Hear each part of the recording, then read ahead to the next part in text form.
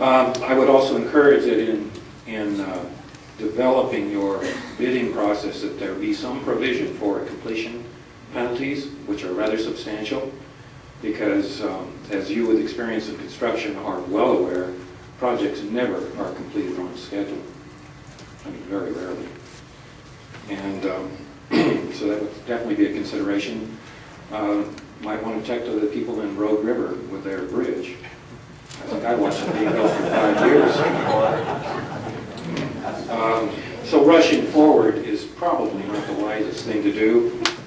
My concerns initially, early this morning, were in terms of habitat destruction, both behind the dam, which is an absolute treasure, and below the dam. Obviously, below the dam, sure, we're concerned about a dam break and oh my, what would happen?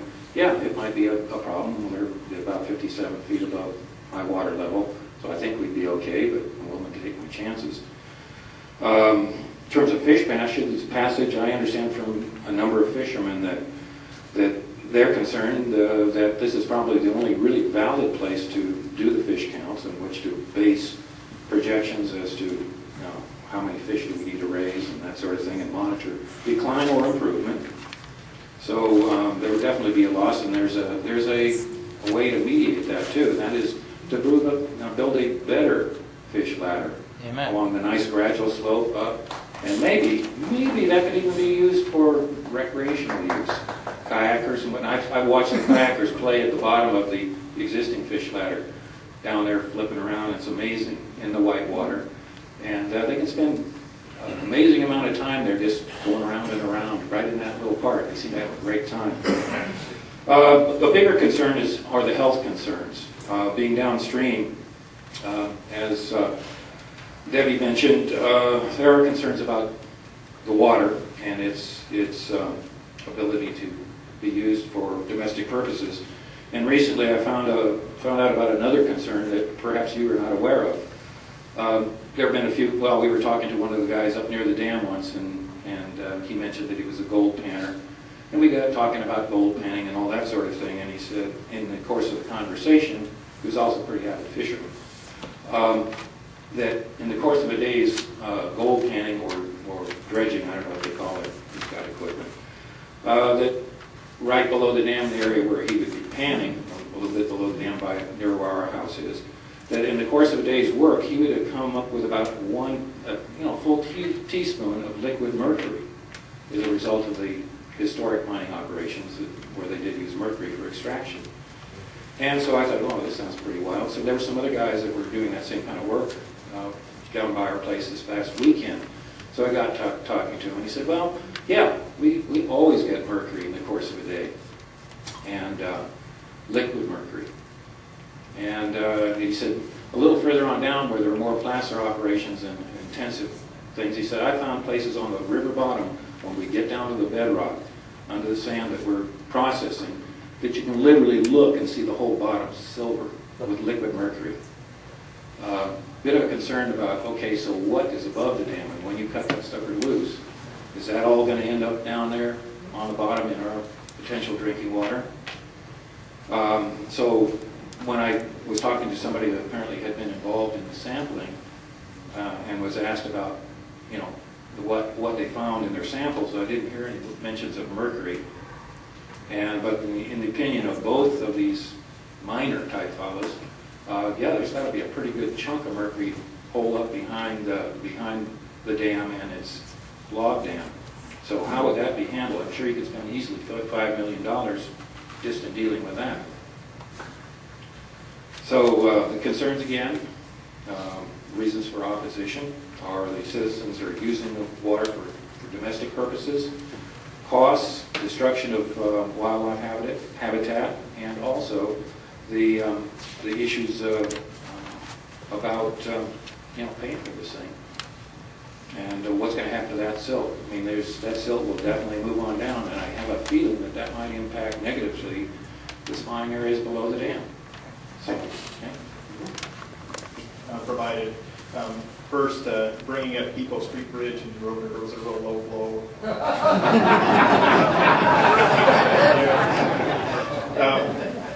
It's a very good. We weren't involved in that one. No, I inherited that. But it's a point well made, and we had a pre-bid meeting with all the potential proposers last week, and they were made very clear that anyone who's awarded this contract is going to have to put a performance bond for the delivery of the project.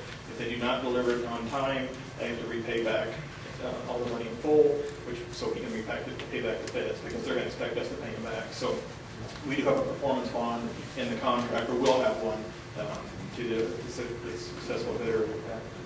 The other thing regarding the heavy metals, there was a comprehensive sediment analysis done, and that was one of the big issues as we looked at this, is basically what's behind the dam. Can you remove the dam, let that stuff move downstream? And there were several issues with it that would be problematic. One is pesticides, another one is metals, and another one, just what is the makeup of the material. If that whole thing is full of clays and fine silts, if you let that go downstream, that's going to have wreak havoc on spawning beds and everything else.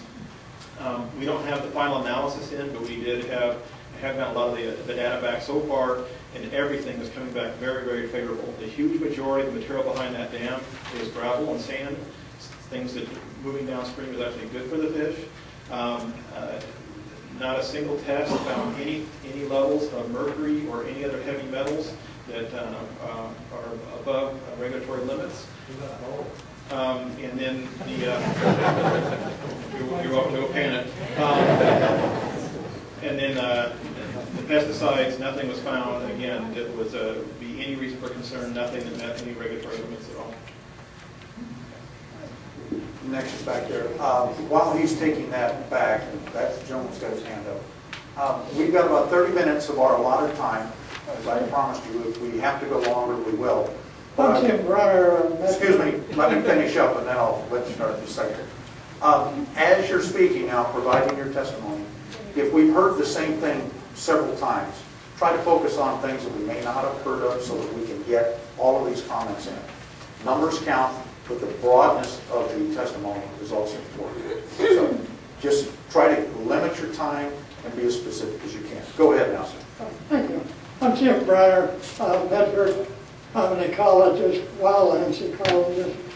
Now, a wildlands ecologist studies the interaction between an organism and its environment.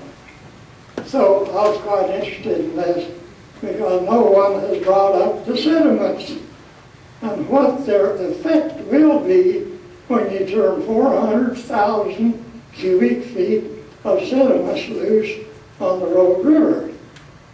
Basically, it can sterilize it. If you want to know more about it, I have a little handout here. It won't go all the way around, but people who have an economic vest into the river should get a copy. Thank you. Craig, can you talk about how the sediment analysis for what's in it and then the sediment transport study? If we get that again. Sure. Yeah. Sediment transport study is being done, and it will look at how the sediment that's behind the dam, how much of it will move, under what conditions, and where that will be distributed to. And also the sediment coring that's being done is not only looking at contaminants, possible contaminants in the sediment, but it's also looking at the constituent of the sediment itself. Like Don was mentioning, most of it, the coring seems to indicate is sand and gravel. There's some cobble at the bottom, there's some silt on top. Okay. Craig, our next speaker is the lady right there with her hand up on the far side.